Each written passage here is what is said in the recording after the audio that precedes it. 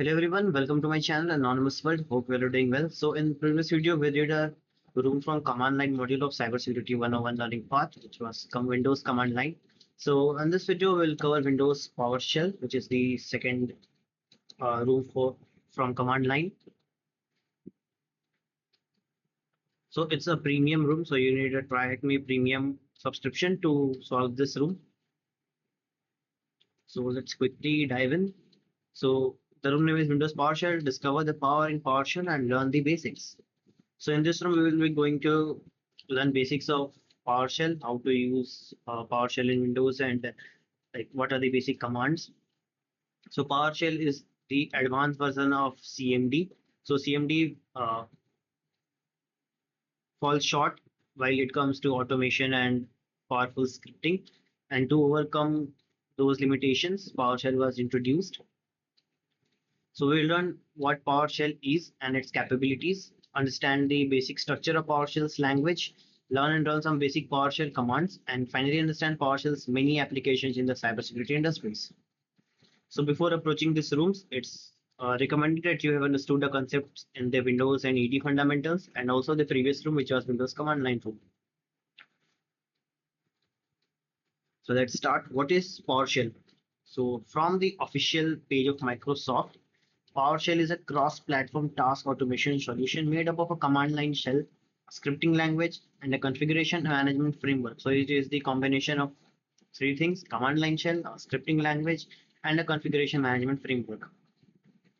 So it is a powerful tool designed for task automation and config management. It combines CLI interface and a scripting language built on the .NET framework. So it is object oriented, which means it can handle complex data types and interact with system components more effectively. So initially it was exclusive to Windows. PowerShell has lately expanded to support Mac OS and Linux as well, making it a versatile option for IT professionals across different systems.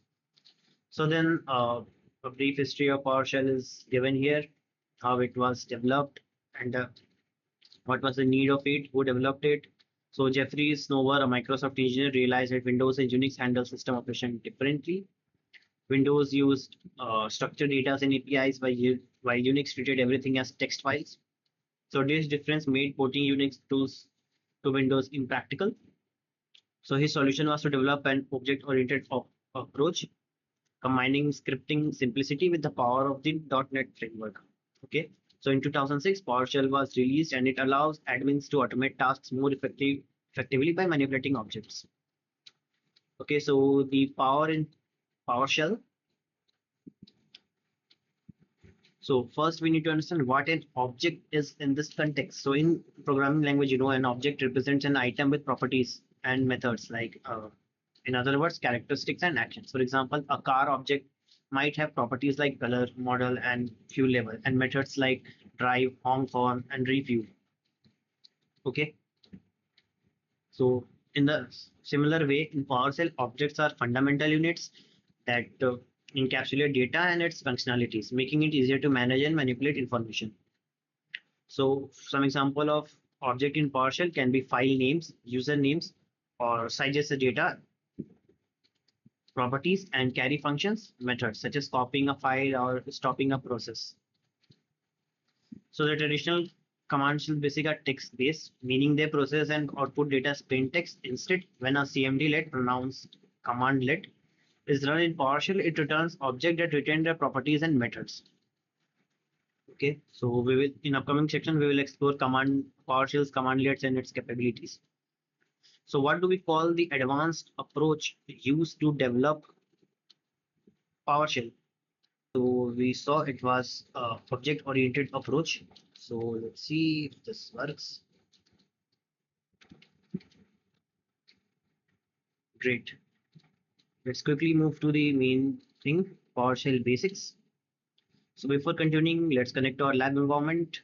You can start your machine. Also, you can start your attack box.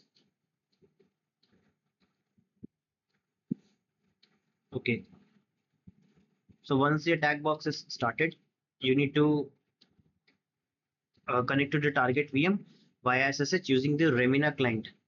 Okay. So the steps are given here how to connect to the Remina client.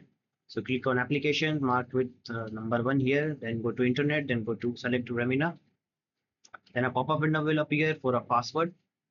To unlock a tag box keyring, click on cancel to ignore the prompt. Then select the SSH option, enter the machine IP, and then finally click enter. And using this credential, you can connect to the machine. So let's wait for our tag box to start. So in further steps, it is the steps are given how to launch the PowerShell. So there are multiple options. You can go to start menu and just type PowerShell and you will find a PowerShell in the results. Or you can start via dialog box, run dialog box, press Windows plus R and then enter search for PowerShell. Another option is File Explorer, and then there is Task Manager. Also, it can be launched via CMD. Just type PowerShell and press enter, and your PowerShell will be launched.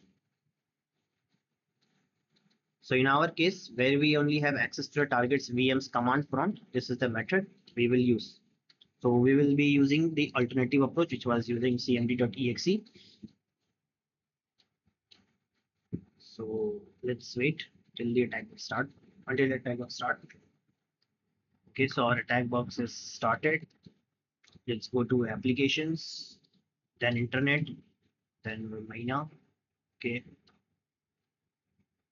need to cancel this. From RD, select SSH because we are connecting via SSH. Enter the machine's IP, which is 10.10.50.244. Press enter. Then username, we have username captain. Password is Jolly Roger hashtag.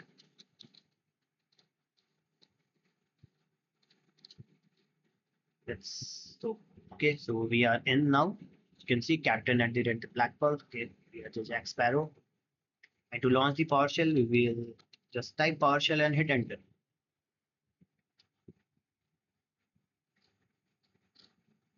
Okay, so you can see now there is a prefix called PS, which stands for PowerShell. So now we are in. Let's see basic syntax, verb noun. So as it was mentioned previously, PowerShell commands are known as commandlets, and they are much more powerful than the traditional Windows command and allow for more advanced data manipulation. So it follows a verb noun naming convention. You can see, for example, get content, set location. So get and set here are verbs, content and location are nouns. So this is an easy way to identify PowerShell commands. So for example, get content, it retrieves the content of a file and displays it in the console. Set location changes the current working directory. Okay, so basic commandlets to list all available commandlets, functions, aliases, and scripts that can be executed in PowerShell session. We can use get command. Okay, so you can try it, get command.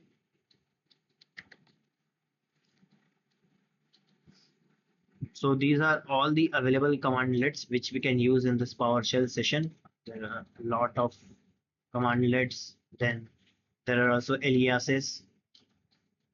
Okay, so for each command info object retrieved by the commandlet, some essential information is displayed on the console. So it's possible to filter the list of commands based on displayed property values. For example, if you want to display only the available command of type function, we can use command type flag and followed by function. So let me view it in full screen so we can see the terminal a little more big. Yeah. Okay, so as you can see, the first column says commandlet, and when we run the command, it also says aliases. So there are multiple command types. So if you want to see for a particular command type, you need to use this command type flag, and then follow by that particular command type. So for example, we can use get command. Okay, then command type function. So you can see it will only list the commandlets which command type as function. Moving forward, So we will learn more efficient ways to filter output from commandlets in upcoming tasks. Okay, so another essential commandlet to keep in our tool belt is get help. It provides detailed information about a particular commandlet, including usage, parameters, and examples. Okay, so for example, if you want to see what options are available with this particular get date commandlet, so you can use get help followed by the actual command which you want, which you are looking for, get date. So and then it gives the name, synopsis, syntax, description, just like the manual page of Linux or a help in CMD. So it tells us we can retrieve other useful information about a commandlet by appending some option to the basic syntax. For example, by appending a hyphen example to the command displayed above, we will be shown a list of common ways in which the chosen commandlets can be used. So as you can see here, to see the examples, type get help, get date, examples. There are more detailed, full, online. Okay, so let's go ahead. To make the transition easier for IT professionals, PowerShell also includes aliases, which are shortcut or alternative name for commandlets for many traditional Windows command. So get alias list all aliases available. For example, dir is an alias for get child item, and cd is an alias for set location. So instead of typing long commands like get child item, get date, set location, whatever, you can make your own aliases. So for example, here it is given AC is for add content, cat is for get content, set location, clear content. So it totally depends on you. We can check that, get aliases.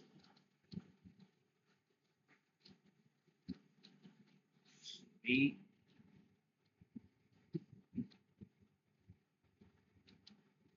So yeah, you can see it returns of get alias. Why it is coming like this? Whatever I'm typing, it's not visible while typing. Okay, now it's coming. So where to find and download commandlets? Another powerful feature of PowerShell is the possibility of extending its functionality by downloading additional commandlets from online repositories. So apart from pre-installed commandlets on in your PowerShell session, you can download more commandlets from the online repositories. Okay, so for downloading, you require a working internet connection. The attached machine doesn't have access to the internet, therefore these commands won't work in this environment. Okay, so you can try it on your own local Windows machine. So to search for commandlets in online repositories like the PowerShell gallery, we can use find module option. Sometimes if we don't know the exact name of the module, it can be useful to search for modules with a similar name. So we can achieve this by filtering the name property and appending a wildcard to the module's partial name using the following standard PowerShell syntax. So you need a find commandlet, then property, then pattern. Okay, so an example is given here. Find module name PowerShell. So by using this, you can check for available commandlets in online repository. And if you don't know the name of the repository completely, you can use that asterisk for wildcard, and then it will list all the modules available in that online repository. And once you have identified what you want to install, just instead of find module, use install module and the name of commandlet which you are trying to install. Okay, so since they said there is no active internet connection in this machine, it won't work. So that's why it's not fetching the data. Okay, let's go to the questions. How would you retrieve a list of commands that start with the verb remove? For the sake of this question, avoid the use of quotes in your answer. Okay, so we need to retrieve a list of commands that start with the verb remove. Okay, so we can use get command name and then remove.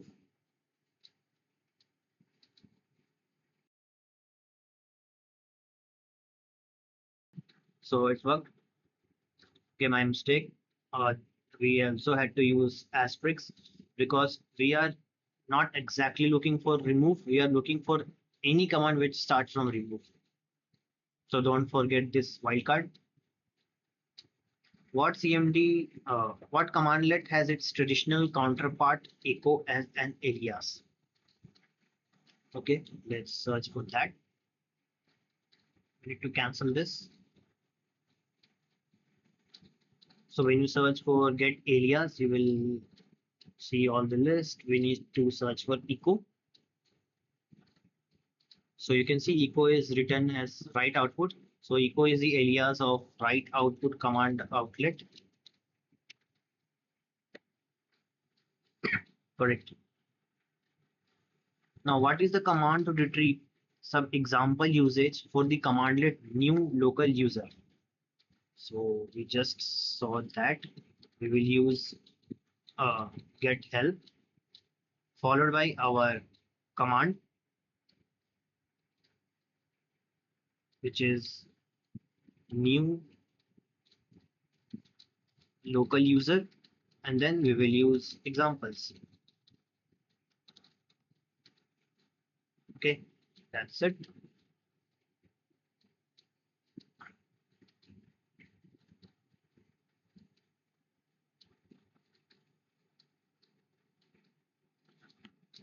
Now moving forward to task 4, which is navigating the file system and working with files. Okay. So similar to the dir command in the command prompt or ls in the Unix-like system, get child item list the files and directories in a location specified with the path parameter. Okay.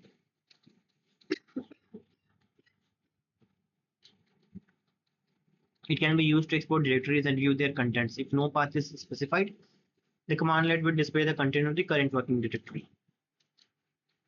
So let's try this. We can use get child item to see all the things available in the current working directory.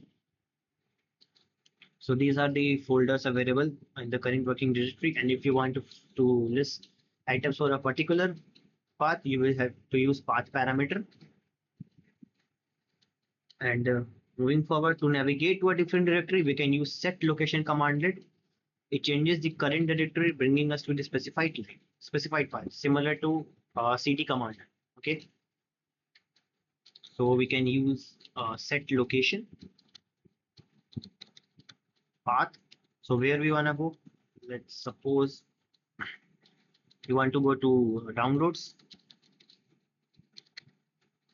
So now our file path is changed to C users captain downloads. And if you don't want to use set location, you can use the alias of set location if there is. Now, while the traditional Windows CLI use separate commands to create and manage different items like directories, files, PowerShell simplifies the process by providing a single set of commandlets to handle the creation and management of both files and directories. So if you want to create an item in PowerShell, you can use new item commandlet. You will have to specify the path of the item and its type, whether it is a file or directory, whatever. So in example, you can see it is we are using new item commandlet, then we are specifying path. So this our path, and then we need to specify the item type. So either we are creating a file or we are creating a directory. If we are creating a directory, we use directory. If we are creating a file, we are using item type as file. Okay. And similarly, to remove that, we use the remove item commandlet to remove both directories and files. Okay, similar to rmdir or dir. Then for copy, we have copy item. So copy item, then you need to give the path, like what file you want to copy, and then you need to give the destination where you want to paste that file. Okay, and equivalent to copy, we will have move item. Finally, to read and display the contents of a file, we use get content commandlet. So which is the similar of cat in Linux and type in Windows. Sorry, in command line. Okay, so let's see what commandlet can you use instead of traditional Windows command type. So we just saw that. Let's get content. What PowerShell command would you use to display the content of C users directory? For the sake of this question, avoid the user code in the answer. Okay. So now we want to see what all the files and directories are present under the users directory. So we will use get child item. Then we need to give path, and then our path is c colon slash users. Great. How many items are displayed by the command described in the previous question? Okay, let's run that. Get child item. Then we need to give path users. 1, 2, 3, 4. 4 items are displayed. Cool. Let's go to task 5, which is piping, filtering, and sorting data. So now piping is a technique used in command line environments that allows the output of one command to be used as input for another, which creates a sequence of operation where data flows from one command to the next. So it is represented by the pipe symbol. It is widely used in Windows CLI. Also, it is used in Unix-based shell. So in PowerShell, it is more powerful because it passes objects rather than just the text. So these objects carry not only the data, but also the properties and methods that describe and interact with the data. So suppose if you want to get a list of files in a directory and then sort them by size, you could use the following command in PowerShell: get child item, then sort object length.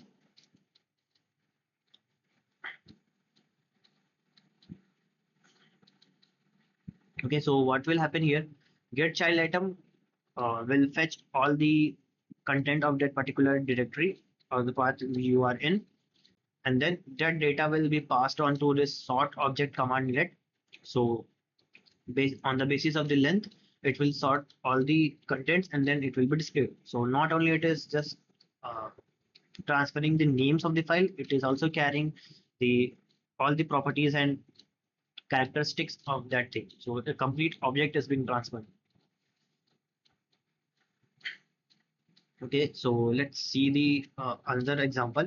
To filter objects based on specified conditions, returning only those that meet the criteria, you can use where object commanded. So for example, you want to list only text files in a directory. So for that, you can use get child item where object, then you need to give the property path, property extension equals to text, txt.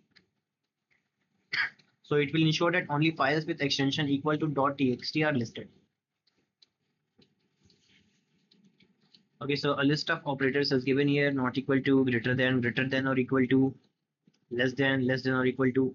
So you can use all this. So there is another example. So the object can also be filtered by selecting properties that matches like a specified pattern. So you list all the items where name is matching ship asterisk. Whatever file starts with ship, uh, display that. So another filtering command let is select object. So it will return only selected properties. So for example, get all the items, but display only name and length. Okay.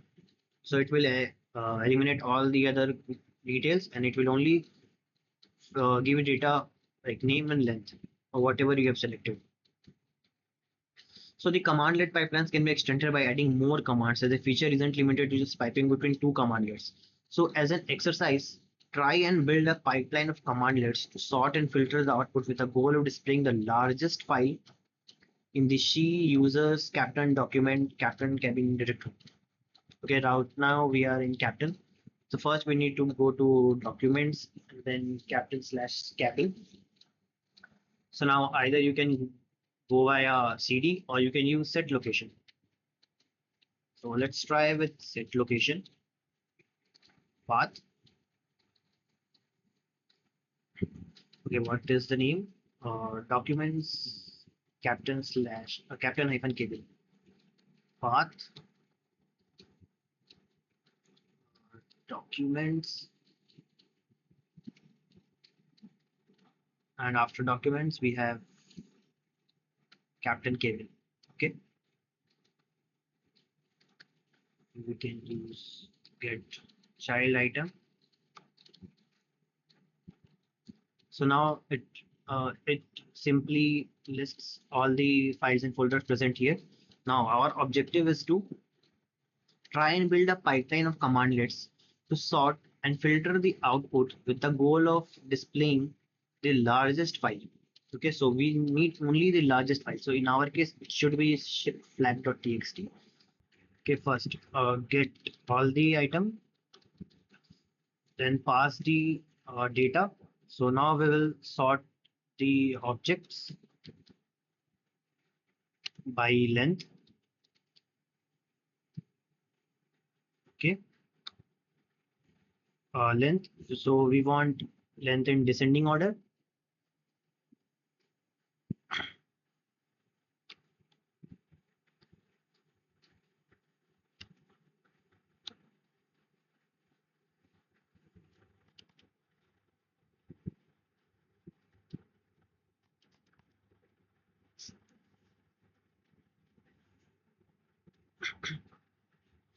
Oh, it got stuck.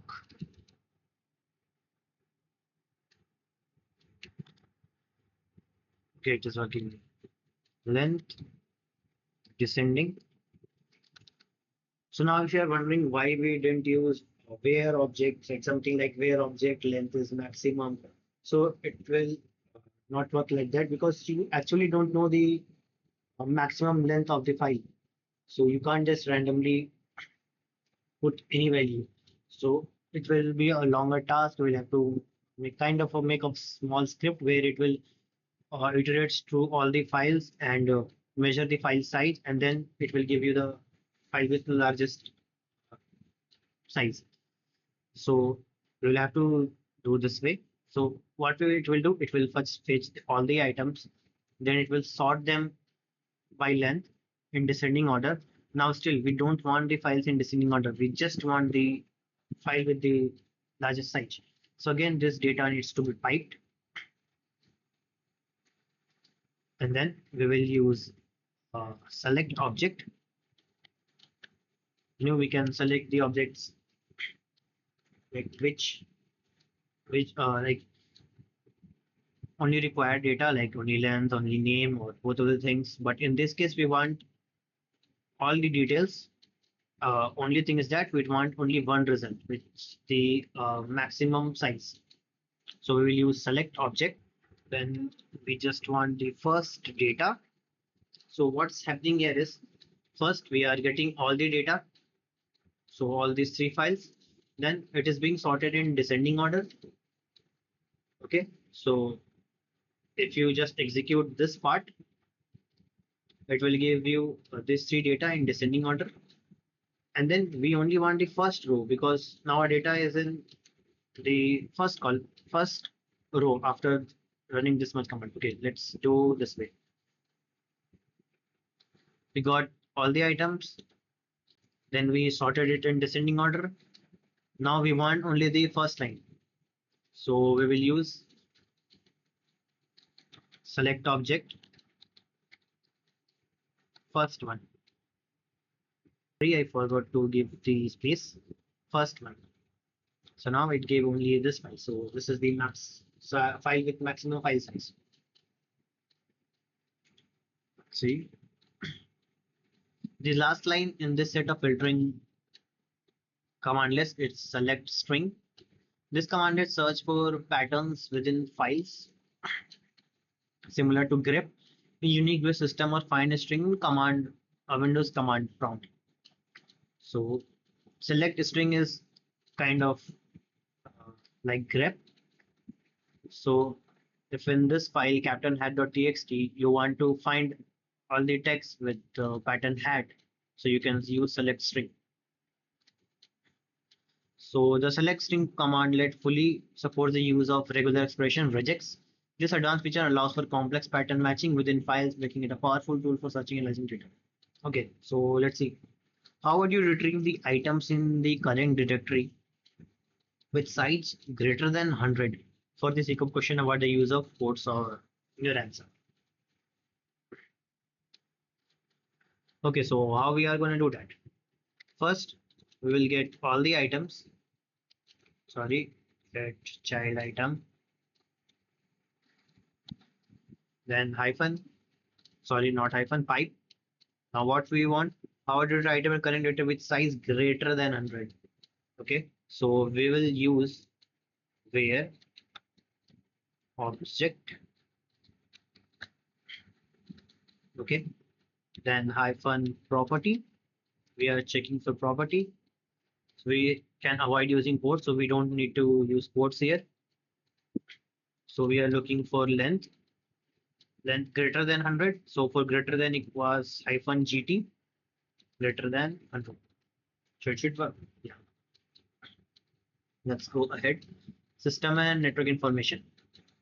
So the get computer info command retrieves comprehensive system information, including operating system information, hardware specification, BIOS, and etc. So it provides a snapshot of entire system config in a single command. Its traditional counterpart is system info, which retrieves only small part of same details, which we saw in previous remove Windows command line. So we can check that, get computer info. Remember, so you see all the details are here now, and it's a lot of details. System info was not even half of this. So now for managing user accounts and standing a machine security config, get local user lists all the local user account on the system. Okay, so it displays each user, username, account status, and its description, whichever is present in your machine. So you can use get local user. So there's many users are available: admin, captain, default account, guest, pirate, and wtag utility. And description is also given. Now, similar to ipconfig, in PowerShell, there is get net IP configuration, which provide detailed information about your network interfaces on the system, including IP, DNS, gateway config, etc. So in case we need details about the IP address assigned to network interfaces, you can use the get net IP address command. Let will show details of all IP addresses configured on the system, including that are not currently active. So let's see, other than your current user and the default admin account, what other user is enabled? So you can see true, another enabled user is pirate. Captain Jack Sparrow, pirate, cool. This lad has hidden his account among the others with no regard for our beloved captain. What is the motto he has so bluntly put as his account description? It says, a merry life and a short one. A merry life and a short one. Now, a small change to put it all together. This shady lad that we just found hidden among the local users has his own home folder in users directory. Okay. Can you navigate the file system and find a hidden treasure inside this pirate's home? Okay, let's do that. Quickly go.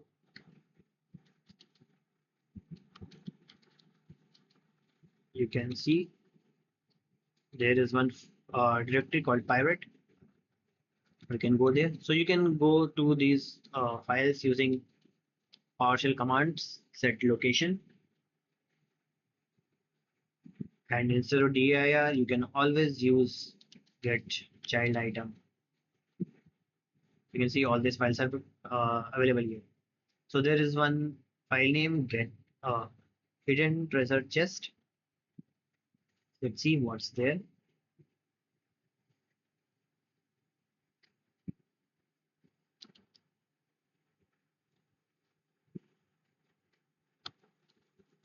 Oh, why is this not looking good? Let's clear this again. Let's go there. You can see there is one file bigtreasure.txt. Let's read it with get content.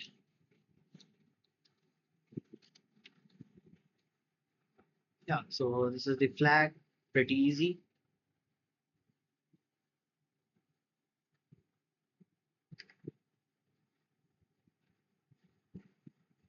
Be cool. Now real-time system analysis.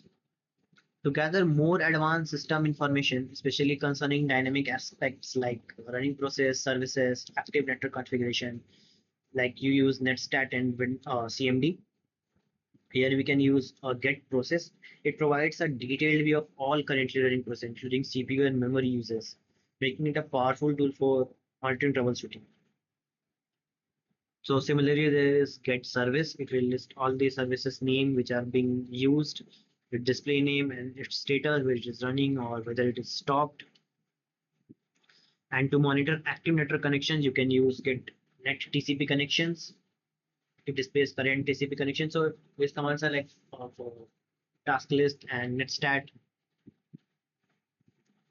So additionally, we are going to mention get file hash. Okay, so it gives the hash of the file which are present in your system which helps to verify the integrity and detect potential tampering. So in the previous task, we found a marvelous treasure carefully hidden in a target machine. What is the hash of the file that contains it?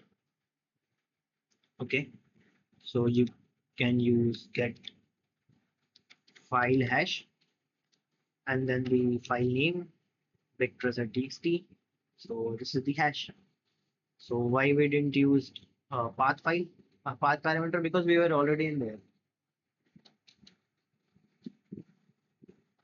So what property retrieved by the default by get net TCP connection contains information about the process that has started the connection. Okay, so we need to give the column name, I think.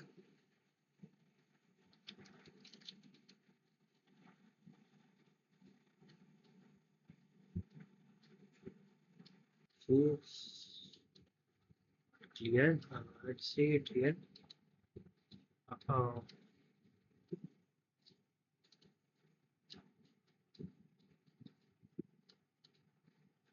to zoom this. Let's use this page.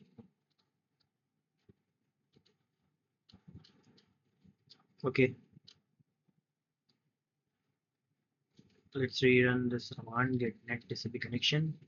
So we have local address, local port, remote port state, and applied setting and owning process.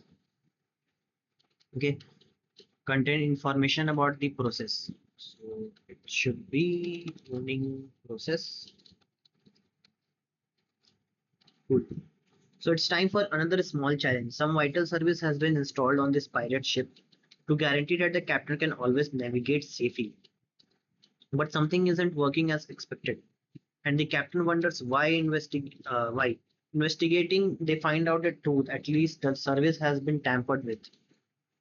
The shady lad from before has modified the service display name to reflect his very own motto, the same that he put in user description. With this information and the PowerShell knowledge you have built so far, can you find the service name? Okay, so we need to find the service name. Let's clear this screen. So we can use get service. So it's a lot of data. We don't want this much of data. So the shady lad from before has modified the service display name. So what we can do here is, sorry, okay, so we have local user pirate. So its description is a merry life and a short one. So this very description pirate wants to show in one of the display name. Okay, so we can get the all the processes services using get service command, but there's a lot of data. You can uh, search for that manually, or you can utilize PowerShell. So we can use get service. Okay, then pipe the data to where object.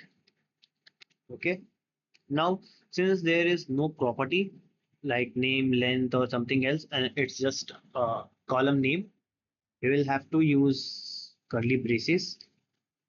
And within curly braces, we need to give our condition.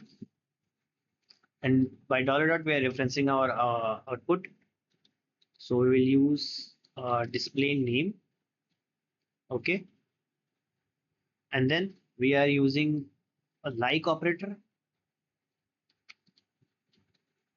What we can search is, so it was a Mary something. So we can search for Mary by giving wildcards.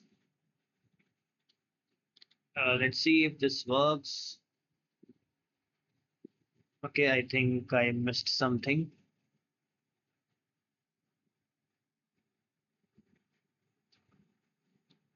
Okay, I guess there was one syntax error. Okay, let's see. Let's remove all this. Okay, we have Mary. We'll go close the braces. Let's see if this is perfect now. Okay, so one underscore is missing here. So now you see the color is changed of dollar underscore, which means we are storing the output of get service here and referencing is here, there. Let's see if this comes now. Okay, enter at wrong place. Let's see. Okay, again, I think the syntax is correct now. But I am missing. Oh, okay, sorry, one inverted comma was missing here. What's happening now?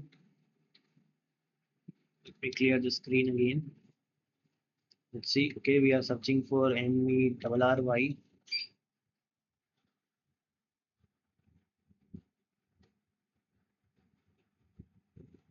Okay, it says the term display name is not recognized, and okay, plus underscore was missing again. Now it should work. Yeah, finally. So the name is pirate as compass. Let's paste this. Finally, after many tries, the command worked. I think manually I would have found that faster. But anyways, now the scripting. Scripting is the process of writing and executing a series of commands contained in a text file known as script to automate tasks that one would generally perform manually in a shell like PowerShell. So you might remember this is a script with .sh extension in Unix-like systems. Okay, so scripting is useful for all the teams, blue team, red team. So they have their different uh, objectives and goals to use automation for. Okay, so blue team might use it for log analysis, detecting anomalies, extracting indicator or compromises, and the red team may use this for enumeration, executing remote commands, crafting scripts to bypass defenses. Okay, so let's see. Invoke commandlet. So it is essential for executing commands on remote systems, making it fundamental for system admins, engineers, and penetration testers. Invoke commands enable efficient remote management and combining it with scripting automation of tasks across multiple machines. Okay, so it can also be used to execute payloads or commands on target system during an event of penetration testers. Okay, so let us discover some examples.